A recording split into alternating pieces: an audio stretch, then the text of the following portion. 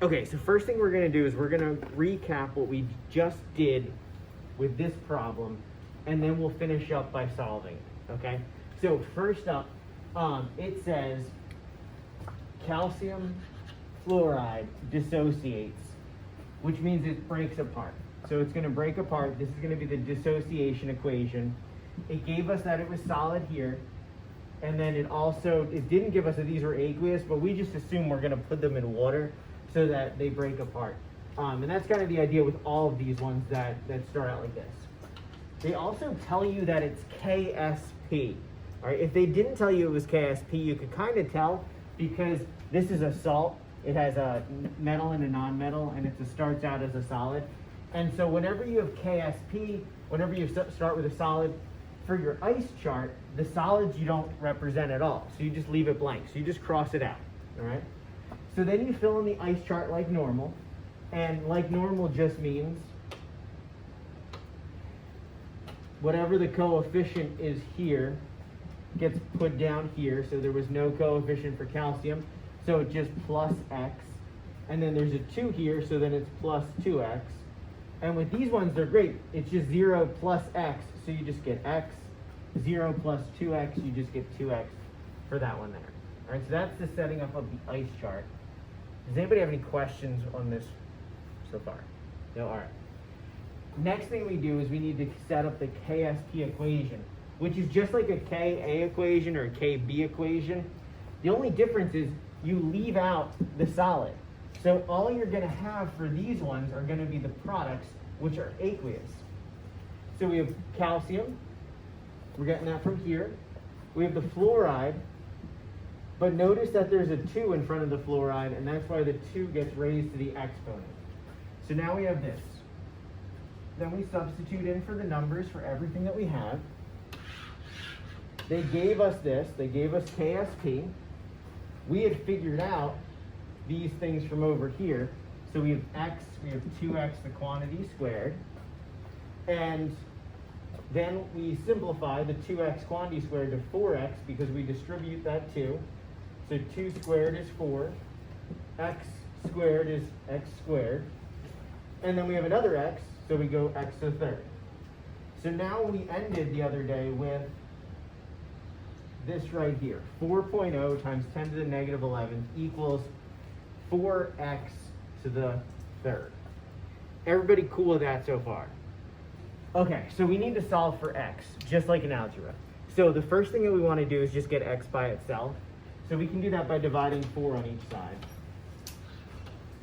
And that'll give us 1.0 times 10 to the negative 11 equals x cubed. Now we need to get this out of that cube. So we're going to do the cube root of it.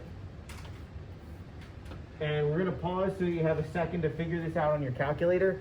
Some calculators you have to type in actually like a 3. So on mine I type in a 3, and then there's a little square root button with an x on it. So it looks like 3 with the square root and x on top. That x is the 3.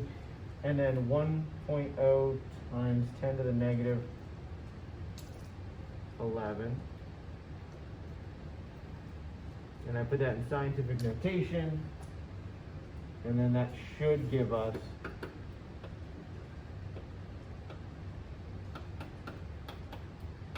2.15 times 10 to the negative 4 equals x. Okay, so now we solved for x. So we did the ice chart, we did the Ksp equation, we solved for x. And then it says use x to solve for the concentration of calcium and fluoride. So the concentration of calcium equals something. And we can figure it out based on x. If you look at the chart, we know that the calcium ion concentration, this is this, the concentration of it, and it equals this, which means this equals x. We know what x is, right? Which means, there's so many which means, 2.15 is also times 10 to the negative 4. That is the concentration of calcium because it's X. So we use the chart just to kind of plug that in there.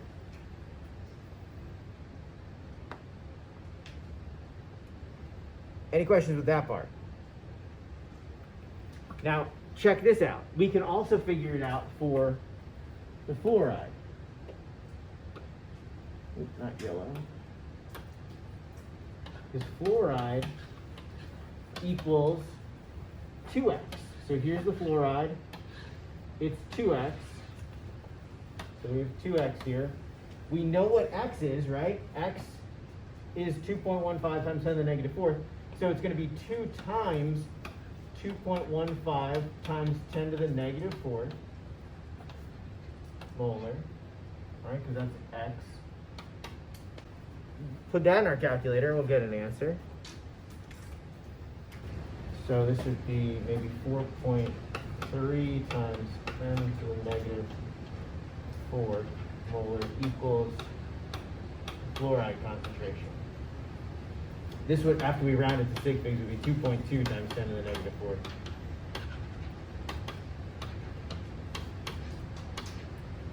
Just to make that look a little bit better, okay?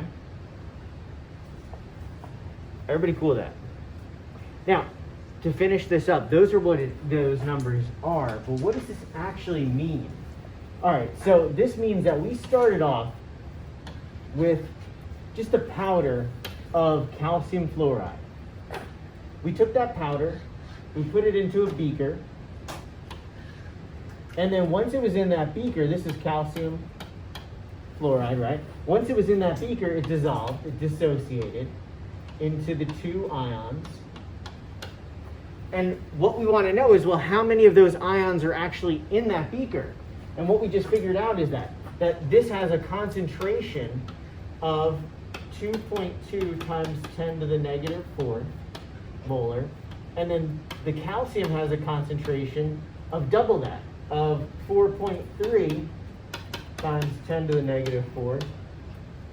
So we have, I did that backwards, didn't I? Sorry.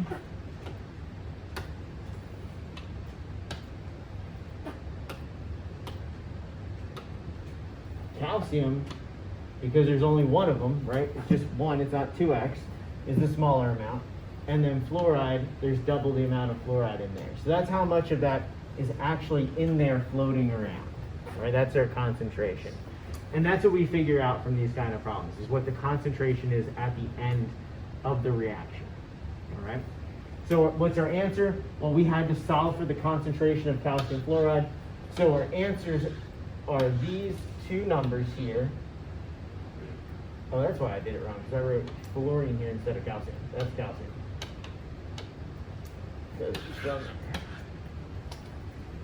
Okay, so those are our two numbers that we get at the end, and those would be our answers. All right, any questions with that? Sorry, I got a little confusing at the end.